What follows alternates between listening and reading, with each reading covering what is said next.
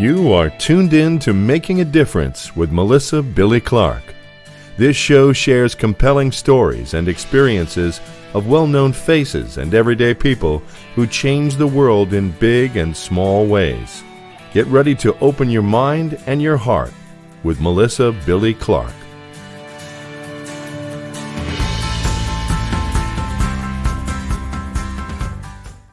It's hard to forget where we were on September 11, 2001. Most of us still can't imagine what we went through on that horrific day.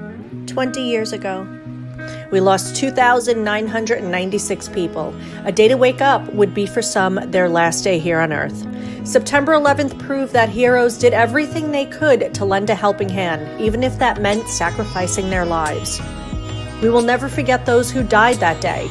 Todd Beamer, a passenger on Flight 93, would leave an historic saying, "Let's roll," when him and other passengers decided to take matters in their own hands and regain control of the hijacked plane. Unfortunately, the plane would go down and Todd would be one of the many that we call heroic today. On this episode, we speak with Maria Barreto Mojica, a woman who lost her beloved fiancé, and author Nick Rotundo, who will be reading his children's book, I Am a First Responder. But first we sit down with FDNY Captain Michael Kozo to discuss 9/11. We are also going to go back to the basics of fire and have a refresher course while we have him. Thank you very much for having me, Melissa. Thank you, sir. You were a school teacher at the time in 2001. You joined the FDNY in 2003. Were you in class at that time? I was. That was probably, I think it was my second day teaching at that point. Oh, wow. And how did you handle that situation?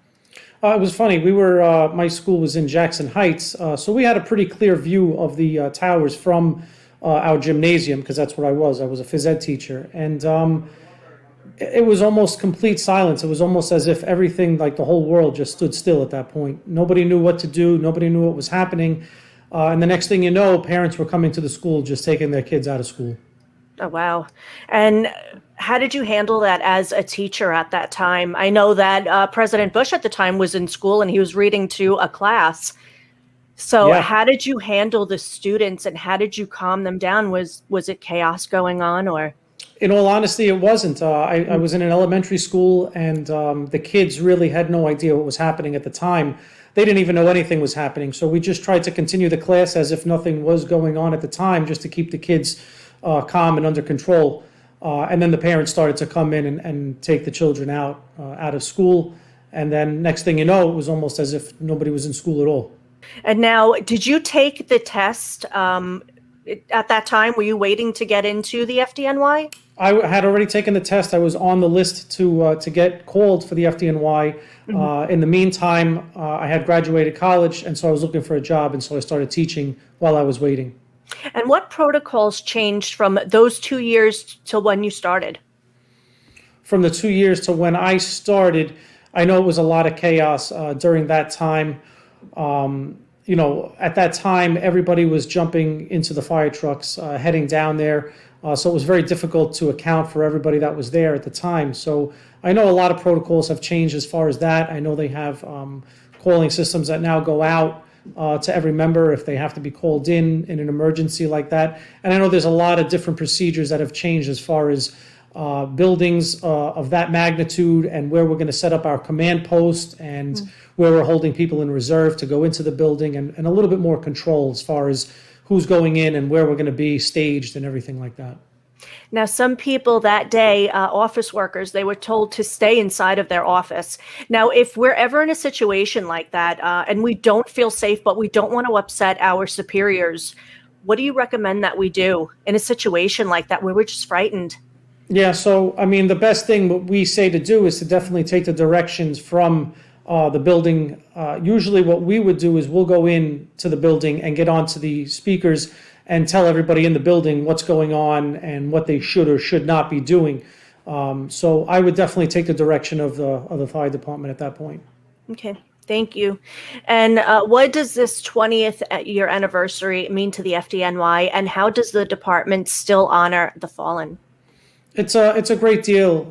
It means a great deal. There are a lot of different ceremonies that take place throughout the city. I know a lot of the widows themselves have ceremonies taking place. A lot of people go down to the memorial, and we have a whole ceremony down there as well. So there's numerous ceremonies that occur throughout the city at all different firehouses, at the fire zone, the fire museum, the EMS academy. There's ceremonies all over the place. And for a person who is interested in becoming a fireman or firewoman, how can they prepare themselves now? So now they do have online things that you can look up where you can become a mentee, and they'll assign you a mentor who will actually guide you through the process of getting on the job. And what are the perks of being a fireman?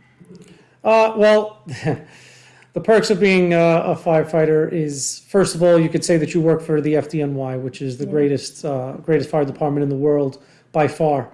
You get to save people. You get to you get out there, and it's just very gratifying to be able to help people in need. That's when we're called. We're called when people are in the most need, when they're the most vulnerable.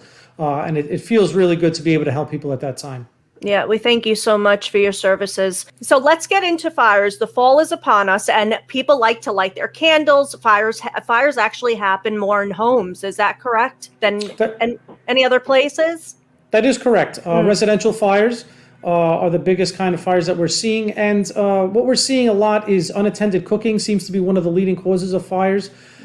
People are starting to cook their food, and then they're walking away from the stove to do other things. We're trying to multitask, and unfortunately, cooking is not one of the things that you should be trying to do while you're doing other things at the same time. Sure. And candles. We like to light our candles during the fall season. So what is safe? What is not safe? So we do recommend that if you prefer to use an open flame candle, which is a candle that uses a regular flame, a couple of things you want to keep in mind, right? To light that candle, you're going to need matches or a lighter. If you have children around, you got to keep those things locked up and far away from any children that can get their hands on these matches and lighters. Yeah. Same thing with the candle itself. If you're going to leave the candle burning, it can't be anywhere where a child's going to want to go and grab it, or if you have a pet that's going to knock it over or anything like that. We recommend that you blow out the candle if you leave the room that the candle is burning in. A lot of people think that they only have to blow it out when they leave the home. Not necessarily true. If you have a candle burning in the living room and you're going to go lay down in the bedroom, you should blow that candle out before you leave the living room. Anything 3 feet around the candle should be free of combustibles. You can't have anything near this candle. A lot of people have the candle maybe a foot or two away from the window. The window's open and the curtains blow in with the wind, and that catches the candle, and next thing you know, the whole apartment is on fire because of that candle. One of the things we do recommend to avoid that is the use of flameless candles. I have a flameless candle right here. They're battery operated. All you do is turn on the switch. They actually look real. They look like they're really burning. And I know a lot of people, and myself included, is concerned with the smell of the candles, right? Everybody likes the smell of the candle. Yeah. These candles now actually have scents to them. They have remotes to them, so you don't even have to get up and turn it on if you don't want to. You just use the remote. So the flameless candle is what we recommend. But if you do have to use the actual open flame candle, just the tips that I mentioned earlier are some of the things you want to keep in mind. Can we go through all the stuff that you have on your table there? It looks very interesting for us to understand. These are the 10-year sealed alarms. Okay, so these are the new smoke alarms that they have out now. Instead of having the battery compartment in the back where you would have to open up and change the battery every 6 months, they now have a sealed lithium-ion battery inside. So you no longer have to worry about changing the batteries. All you do is test the alarm at least once a month like you normally would. And in approximately 10 years or so, you change the alarm. The alarm will start to chirp at the end of life, meaning the battery is dying. And then all you do is take the alarm itself, you take it down and you put a new one up. You no longer have to worry about changing batteries. The extension cord right next to you, how many plugs should be in there? How many would you recommend? So this power strip I have right here has 6 plugs in it, okay? Mm-hmm. The thing that people don't understand is they think that by using this, they're giving themselves more power, but you're not. You're actually getting the same amount of power as if you only use the plugs in the wall. The only thing you're doing is you're giving yourself more access to that outlet, to those plugs. You want to plug more things in, but you're not getting more power, so they use this. So the rule of thumb with this is any item that heats or cools cannot be plugged into this. It has to be plugged directly into the wall. So what are those items? Those items are your refrigerator, your microwave, your toaster oven, an air conditioner, a space heater. Those items heat or cool something, so they have to be plugged directly into the wall. When you're talking about a power strip like this, you're talking about low voltage items. You're talking about using an alarm clock, maybe your computer, stuff like that, a lamp. These are the things that you want to plug into this, your phone charger. Nothing that draws a tremendous amount of power. That has to be plugged into its own outlet. The extinguisher, should we have one in our home? So we recommend that everybody has the fire extinguisher in your home. This is an ABC fire extinguisher right here, which is what we do recommend that you have. ABC will put out the different types of fires that you would have in your home. And there's a few things that we recommend with these extinguishers. It does take a little bit of practice. You don't want to pick up the extinguisher for the first time while your kitchen's on fire, because trying to figure it out at that point, it's going to take too long. So you definitely want to become familiar with how to use the fire extinguisher before you have to use it. And with that, we recommend the acronym PASS, P-A-S-S. You pull the pin, okay? If you don't pull this pin out right here, you're not going to be able to squeeze the trigger. It's not going to work. So you have to pull the pin out. That's the first thing you do. The second thing you do is you aim at the base of the fire. So the base of the fire would be here, would be inside our pan, right? You want to aim inside the pan, not all the way up here where the flames are. You want to squeeze the trigger and you sweep side to side. So that's your PASS, P-A-S-S. The places that we recommend that you have the fire extinguisher, obviously we recommend it right outside the kitchen for a kitchen fire. The other thing we do recommend is that you have one in your bedroom. If you wake up in the middle of the night and there's fire in your home and maybe a little bit of fire is blocking your exit to get out, you could grab that extinguisher in your bedroom and be able to knock down enough of that fire so that you could get out safe. And the Arm & Hammer, is that good to use to put out a fire? Or So the baking soda is good for a grease fire. If you have a grease fire in your kitchen, you're cooking something, we recommend that you pour the baking soda over the entire pan, and then you want to cover the pan, and that will smother the fire, and that will help put out the fire if you don't have the fire extinguisher. One last thing, I wanted to just touch upon people getting stuck in elevators because the fire department are the first ones there. So what do you recommend? Somebody gets caught in a fire, because we live in New York City, we're amongst elevators. What advice do you give to somebody if they get stuck in an elevator? Because they can panic and try to, go out of the elevator from on top. Right. So we do recommend that you stay calm. That's the first thing you have to do, right? You stay calm. A lot of people get a little nervous because we all watch TV, we all watch these movies, and you see people in an elevator, and next thing you know, the elevator collapses in the shaft, right? That's not the case. The elevators have several safety features that will hold the elevator in place. So stay calm. Either there's an emergency button on the elevator that will call someone, or we all have our cell phones now. Pick up the cell phone and call us and let us know what's going on. We will get there. Some people will try to escape out of the top of the elevator. Some people actually try to pry the doors open. You don't want to do either one of them because you don't know where the elevator stopped. It could be stopped on the landing, or it could be stopped in the middle of the shaft somewhere. And if you step out, you're going to drop down to the shaft. So you definitely want to stay exactly where you are in the elevator. Call us up and we will come and we'll open up the elevator to get everybody out. Thank you so much for your time. Thank you for your services. And please be safe out there. You guys are the best, including the NYPD. So thank you so much for helping our city. You're very welcome. Thank you, Melissa. Thank you. All right. We are here with Maria Barreto Mojica. Maria and I met in 2013 when I waited on her at a restaurant called Il Fornetto in Sheepshead Bay. She and I got to talking. She was my regular customer, and we loved her so much. I look forward to seeing her every week whenever she would come in, and we've kept in contact ever since. So I reached out to Maria because Maria has such a beautiful story regarding 9/11. Maria lost her beloved fiance, Lieutenant Dennis Mojica, from the FDNY on 9/11. And me and Maria were just talking, and it's going to be very difficult.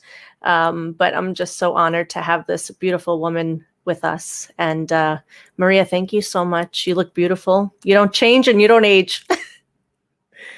First of all, Melissa, it's such a pleasure and honor to, like, when I heard your voice, I was just so happy. Just made my day, I just want to say thank you so much also for staying in touch all these years, and Yeah. you still brighten up, the day. So I just want to say that it was great meeting you then, staying in touch all these years, and I'm Yeah. very proud of you and all that you've been doing. Thank you, Maria. Thank you. Maria's some woman, I could tell you that much. So we're gonna go ahead and start. Maria's going to tell us about her beautiful fiance and her story. Thank you, Lisa. My beloved buddy, friend, pal, significant other, whatever you want to call him, my fiance, domestic partner, was Lieutenant Dennis Mojica. He was my best friend before anything.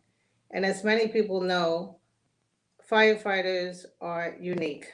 Not everyone can become a firefighter, but he was an amazing man. Dennis Mojica was born in New York, raised in Brooklyn by a single parent, and his dream was to become a firefighter. That was his dream, his passion, his love, his everything. And why? Because in reality, every time a fire truck would pass by, he said that as a kid, he just wanted to get on that truck and go with them. And he knew that what they did was to save lives. Of course, he didn't know how dangerous it was, but it was his first love.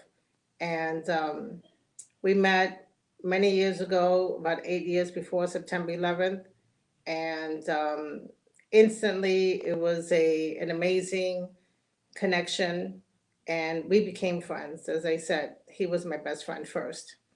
Unfortunately, he lost his life, just as 343 firefighters that were killed on that tragic day, and thousands of people that were killed innocently. Dennis was a unique guy, funny, witty, charming, handsome, hot. And that tragic day changed my life forever, as it did for many others. It's hard to believe that it's been, it's going to be 20 years since that horrific day. And that horrific day really started that morning when I woke up and I did not hear from him, which was the first time he did not call me. We had spoken the night before at 11:10 exactly, where I had mentioned to him that I had packed his clothes and they were ready for an upcoming trip that he was going to go to Dallas, Texas on his own time to actually train other firefighters, as he did many times on his own time to Puerto Rico, Dominican Republic, Atlanta, Georgia, and so many other places, Miami-Dade as well. And unfortunately, that day changed all of our lives. My life personally, why? Because we were engaged November 20th of 2000. We had a wedding planned and paid for November 10th, 2 months short of September 11th. Who would have ever thought that some tragedy would happen and your life would change forever? That morning, I recall just saying, "Oh, it's 911, how weird it is," but I went across the street to vote. And from there, I headed over to the train to head to work that morning. On the train, all of a sudden, there was an announcement. The announcement was the World Trade Center had just been hit. And I didn't understand what that meant. And the conductor said it again. The World Trade Center had just been hit. Now I'm facing south. We're in the middle of the train.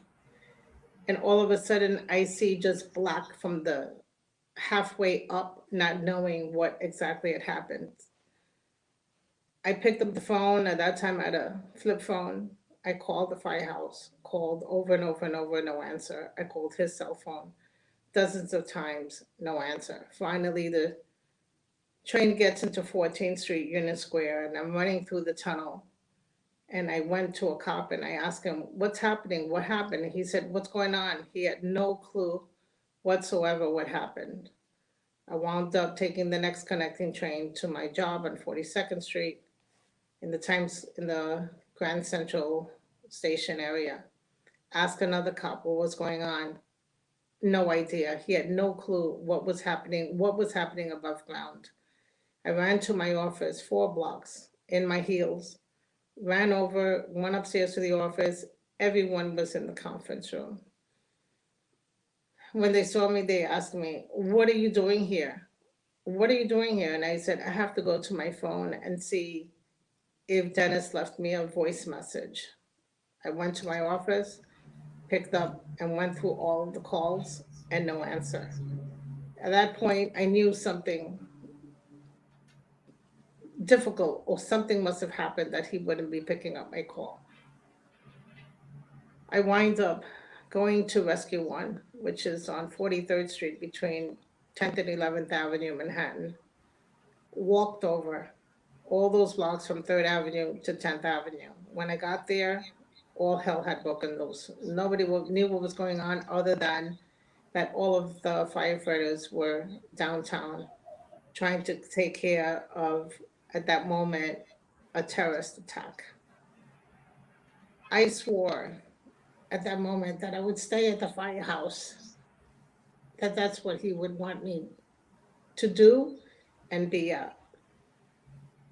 And a lot of the firefighters told me, "Go home, go to your house, stay in your house, you got to go home." And I said, "No, I'm going to stay here. And it doesn't matter how long I have to wait, I will stay here." This is what Dennis would have wanted me to do. During that distress, anxiety, tension, so many things were going through my mind.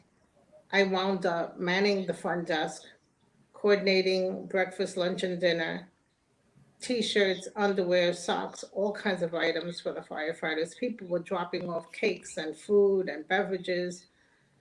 All kinds of items were coming in. I was just coordinating that day one, day two, day three. It was like a living nightmare. That's the only way I could explain it. A living nightmare. Many of the wives were calling on the phone. "Have you heard anything? Do you know anything?" I said, "No, nothing yet. They're still looking. They still trying to find our guys. Don't lose hope. They're gonna come back."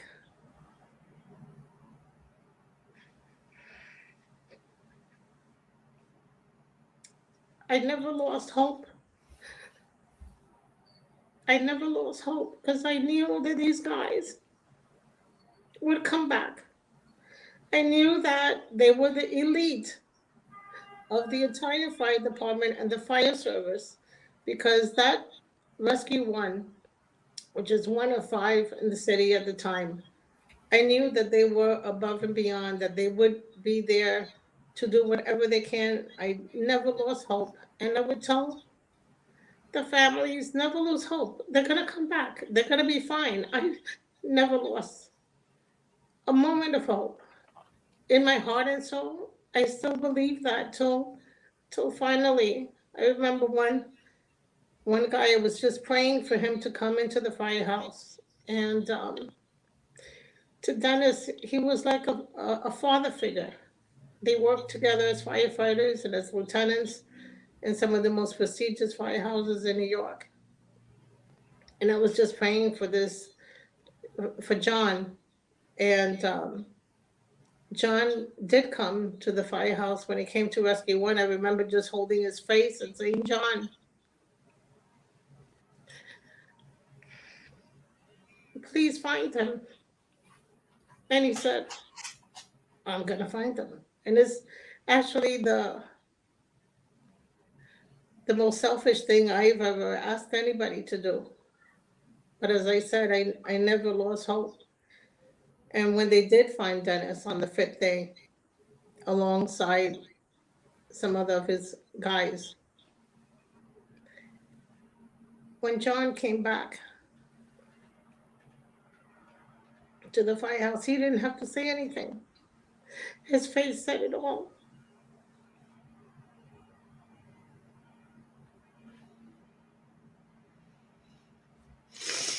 his face just said it all. He didn't have to say a word. And at that moment, I just wanted the floor that I was standing on. I just wanted it to open up and just swallow me up, because at that moment, I didn't even want to take another breath.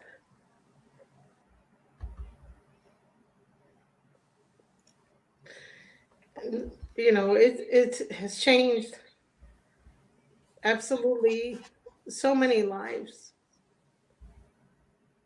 And it's like if it was yesterday. Yeah. Is that how it feels, Maria? It still feels as if it was yesterday? Many times it feels like it was yesterday, but yet over the years, like when it was 5 years anniversary, I couldn't believe it. Like, where did those 5 years go? How is it that you continue to live without that person that you loved and was loved so much by? The eighth year, it was just like, it's just like they say that with time things heal. No, it doesn't. It doesn't. You know why? Because every day, it's a reminder. It's a reminder that I don't have him physically in my life, that everything that we talked about and dreamt about and wanted to do was just pulled from under our feet. That someone like him and so many firefighters who had a whole life ahead of them just taken away in a fraction of a second. In a fraction of a second. And now it's going to be 20 years, where 20 years I realize, yeah, I can't change what happened. I believe in my heart and soul that he lives in my heart. And that's the only way I've been able to really live day to day. That is what I believe in. And that he watches over me and my family. I truly believe that. It's sad when I think that the last time I was kissed was 20 years ago by him, or held in his arms. And that we laughed together and we cried together and we did so many fun, amazing things together. That's when you realize that time doesn't heal anything. It's just how you handle things, how you handle it emotionally, mentally, physically, and you try to do as best as you can. That's basically it. You know, we had such a beautiful, respectful, loving, caring, amazing relationship with a whole future that was planned. And but I'm so very grateful. We had 8 amazing years together, Yeah. and that's what I nobody can ever take that away from me. Nobody could ever take away those memories from me, the fun times we had, the things that we had planned, and whatever. A lot has not been done, but a lot was done, and it was appreciated. You know, What's your relationship with Dennis now? emotionally, Yeah. You still feel him around you I, and as I said, I feel that he lives within me. yeah. I feel that he watches over me. I feel that he watches over my family. Yeah. I still thank him for being in my life, because to me, he is still in my life. He is still in my life. And to me, that's what matters. That's how I feel. You know, it's not been easy in so many different ways, but I've tried my best to do what I can with what I have, and just keep a positive outlook and Yeah. embrace every day as it comes, because Dennis would say life is one day at a time, and in this life we have to do what we love. And that's why he became a firefighter, because that was his first love, being a firefighter, and growing through the ranks. But that was his first love, and I remember saying, well, as long as I'm on your love list, it's all good. And How How old was he, Maria? He had just turned 50, healthy, 100% healthy, lived a healthy lifestyle. We walked, we ran, we swam, we jogged, we bike ride, and he worked out every day and stay healthy. And some guys who were a lot younger than him used to say, "Hey, boss, how do you do that? How can you be already on the 45th floor when we're still trying to get up there?" Yeah. It was like you just got to do it. So I had just he, as I said, he had just turned 50 that year. I had thrown him a surprise 50th birthday party with people that he hadn't seen in 20, 30, 40 years. He couldn't believe it. He was so dumbfounded by it. He said, why did you do this? How did you do this? And I said, all I could say is that all these people love you. All of these people love you. And he just broke down crying because he had never had a party like that. Who would have thought that that was a time that so many people, that I was able to get so many people together to celebrate his life, and then 9 months later he's gone. People still talk about that. Yeah.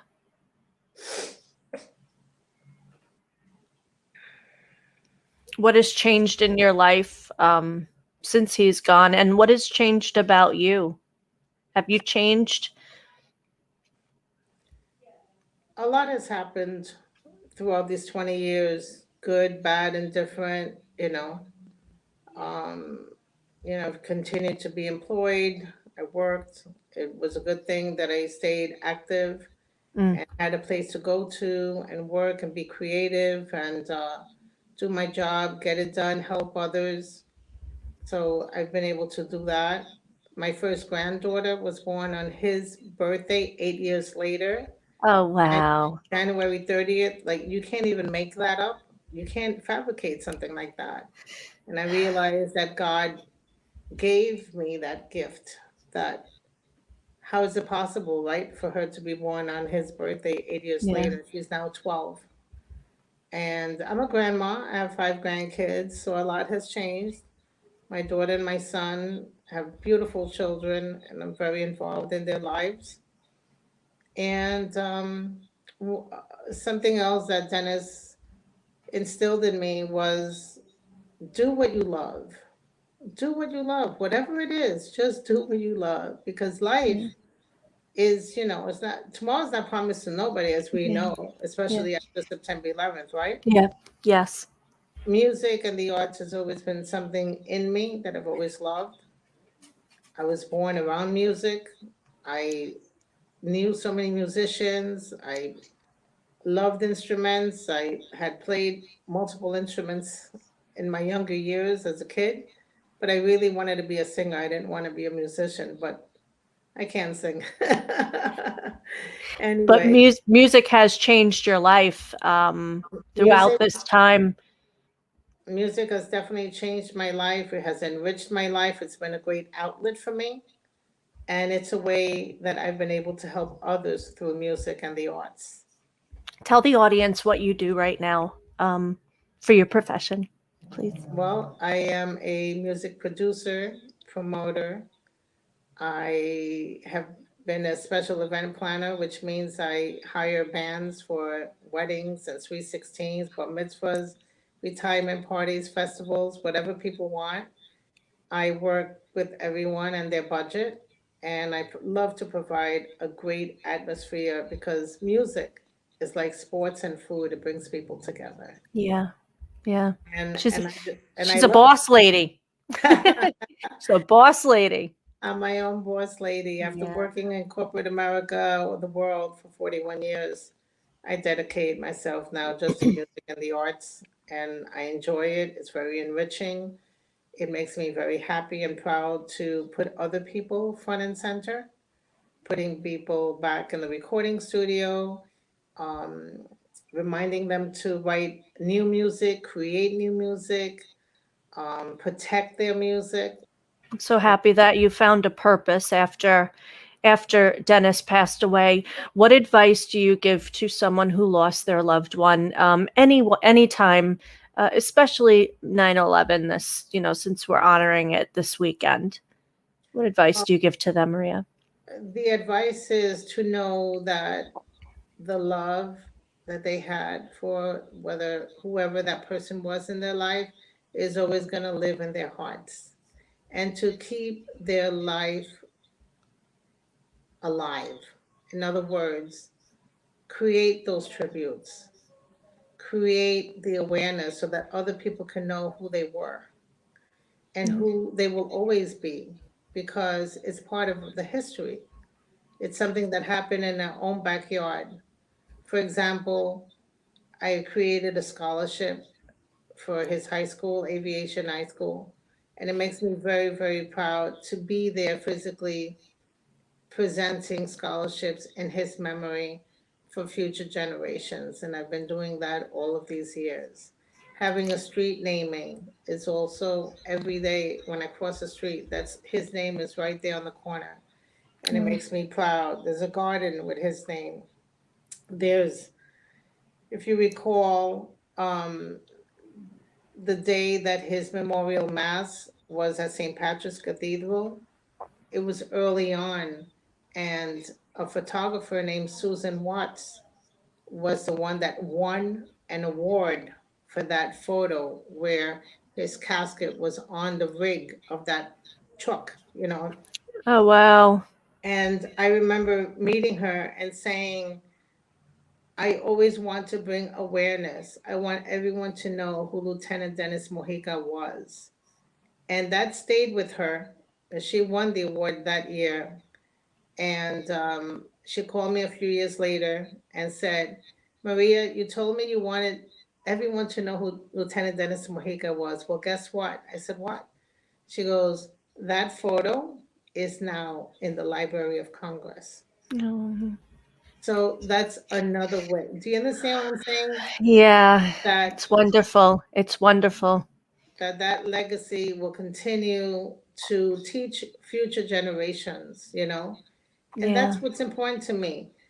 I know I'm not the only one who lost him or lost someone that was dear to them, but people today need to recognize and remember September 11th, and to honor and pay tribute to all that were killed that day in our backyard.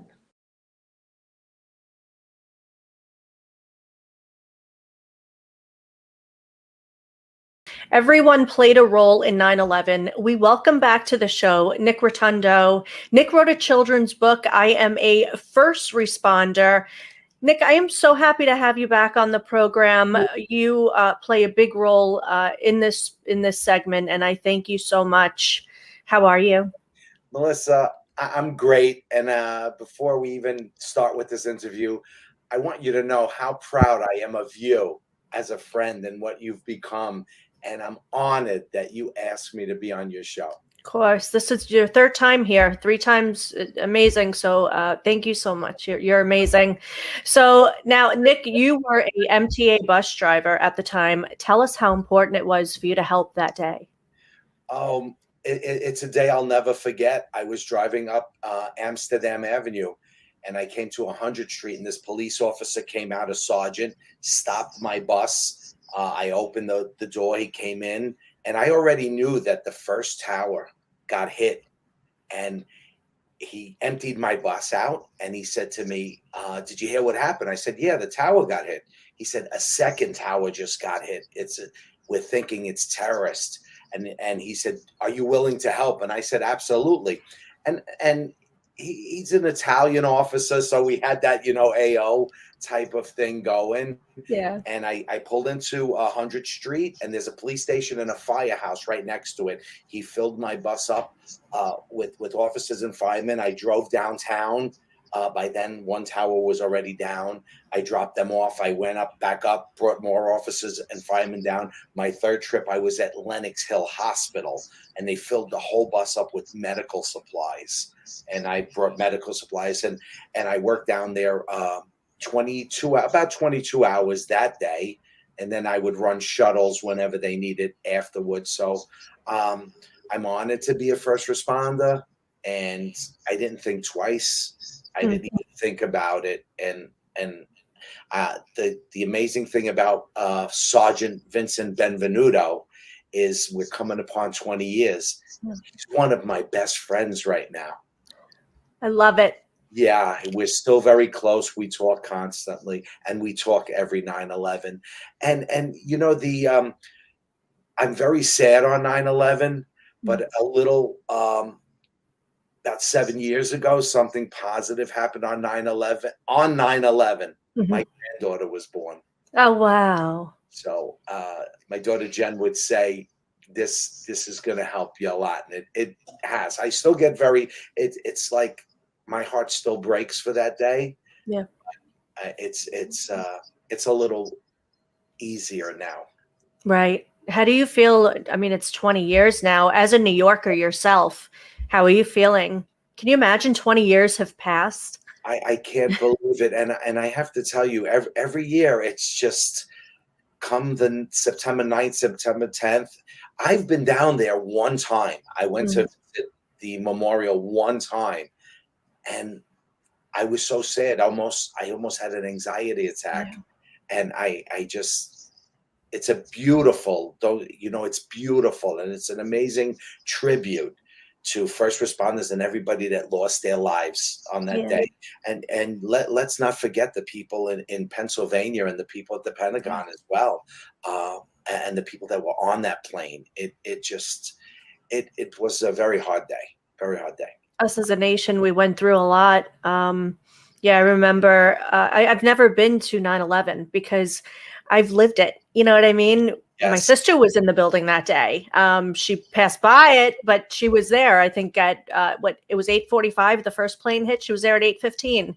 Yeah. You know, my father came home with all the debris on him, so I get chills just thinking about it. But we are just very happy that you were there to play a role with these people.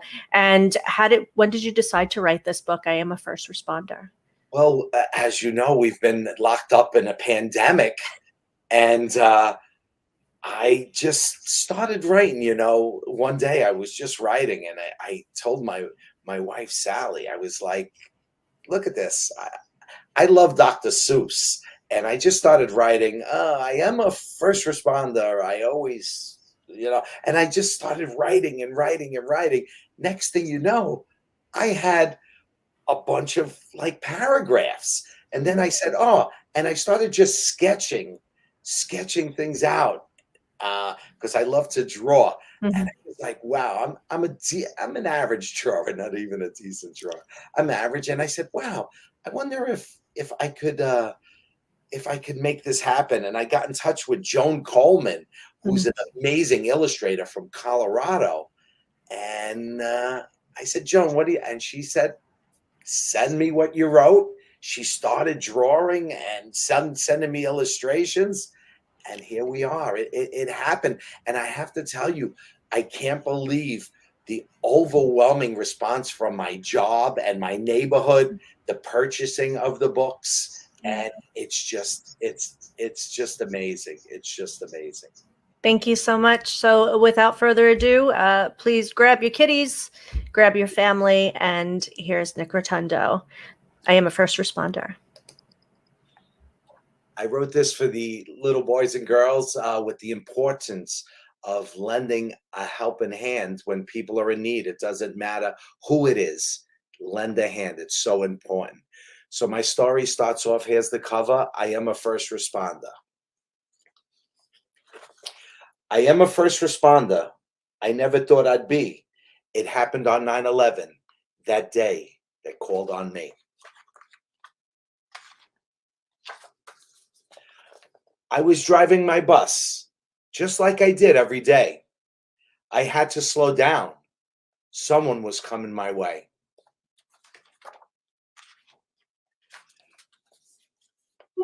Police Sergeant Vinny, his eyes opened wide, jumped in front of my bus and pulled me to the side.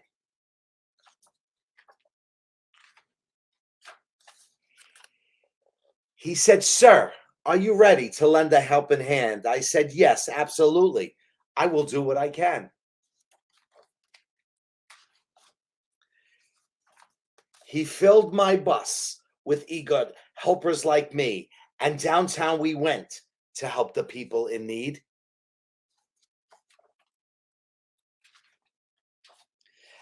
Out of the bus, they rushed off with speed to lend a helping hand to the people in need.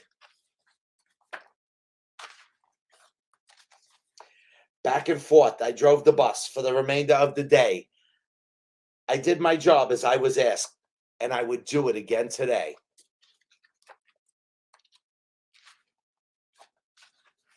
I am a first responder. I will always do what I can. When there's someone who's in need of help, it's important to lend a hand.